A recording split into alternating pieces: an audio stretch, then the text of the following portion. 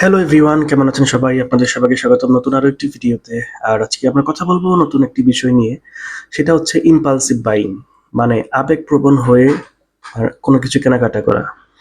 আমরা আসলে আমাদের যারা মানে ভালোবাসার মানুষ, বাবা-মা, ভাই-বোন বা আমাদের পার্টনার বা আমাদের ফ্রেন্ডস হতে পারে, তাদের জন্য আসলে আমরা খুবই বেশি আবেগপ্রবণ এবং তাদেরকে কোনো কিছু দিতে পারলে আমাদের কাছে অনেক বেশি ভালো লাগে।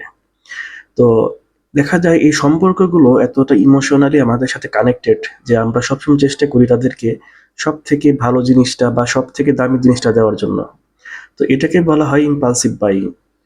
ইম্পালসিং বাইং করলে যেটা হয় সেটা হচ্ছে আমাদের আসলে সেই সময় ডিসিশন নেওয়ার থেকে আমাদের আবেগ বেশি কাজ করে। মানে আমাদের চিন্তা ভাবনা করে আমরা যে একটা মানে রেজাল্ট নিয়ে আসতে পারবো সেটা না করে আমরা আবেগপ্রবণ হয়ে তাদের জন্য আমরা অনেক বেশি পরিমাণ ইমোশনালি কোনো কিছু কেনার চেষ্টা করি। যেন তারা খুশি হয় এবং তারা এটাতে যেন অনেক বেশি হ্যাপি থাকে।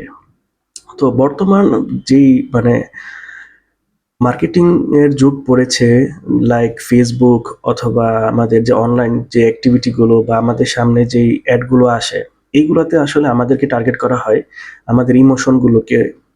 কারণ মানে যখন আপনি ইমোশনাল থাকেন আপনার বিভিন্ন অ্যালগরিদম যেমন ফেসবুক, ইউটিউব বা সোশ্যাল মিডিয়া অ্যালগরিদমগুলো এমনভাবে ডিজাইন করা হয়েছে, তারা জানে যে আপনি কখন কি ভাবছেন বা কখন কোন জিনিসটা মানে করার চেষ্টা করছেন।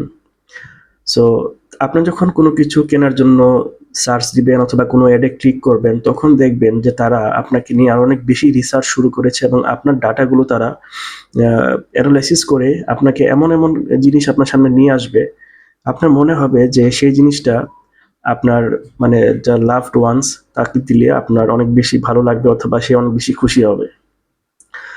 আমরা আসলে তাদেরকে আমাদের জীবনের সেরা জিনিসটা দেওয়ার চেষ্টা করব, এটাই আসলে হওয়া উচিত। কারণ অনেক ইমোশনাল বিষয় থাকে, অনেক ইমোশনালি আমরা কানেক্টেড থাকি বা আমাদের রেসপন্সিবিলিটি থাকে বা আমাদের দায়বদ্ধতা আছে।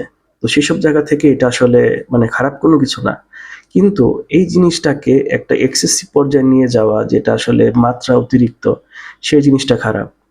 কারণ আপনি কখনোই তাদেরকে খারাপ কিছু দেওয়ার মানে দরকার নেই। কিন্তু যেটা প্রয়োজনের অতিরিক্ত, যেটা না দিলেও কোনো সমস্যা নেই, সেই জিনিসটা আসলে করা খারাপ। এই ইম্পালসিং বাইং এর সুযোগ নিয়ে আপনার বিভিন্ন ধরনের এই যারা সোশ্যাল মিডিয়া মার্কেটিং নিয়ে কাজ করে তারা আপনার কাছে তাদের পণ্যগুলা বিক্রি করে থাকে। কারণ আপনি যখন ইমোশনালি ভালনারেবল থাকেন তখন সেই সুযোগটাই যারা কাজে লাগায়। এই অ্যালগরিদম গুলা এভাবেই ডিজাইন করা যে আপনাকে ঠিক কখন তারা ট্র্যাপে ফেলতে পারবে আর কখন আপনি কোনো কিছু কিনবেন।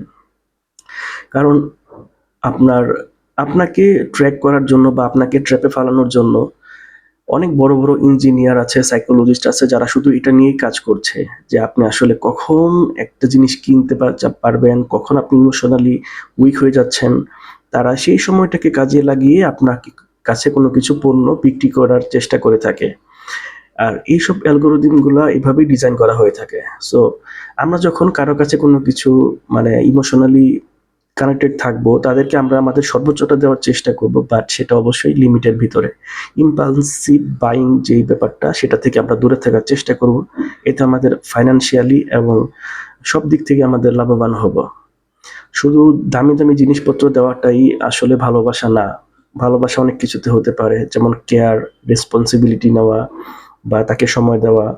সো আমরা এই বিষয়গুলোতেও আরো একটু ফোকাস থাকবো এবং দামি ভালোবাসাটাকে আমরা কখনোই মানে দামের মধ্যে নিয়ে আসবো না। তো দেখা হবে পরে কোনো ভিডিওতে, সেই পর্যন্ত সবাই ভালো থাকুন।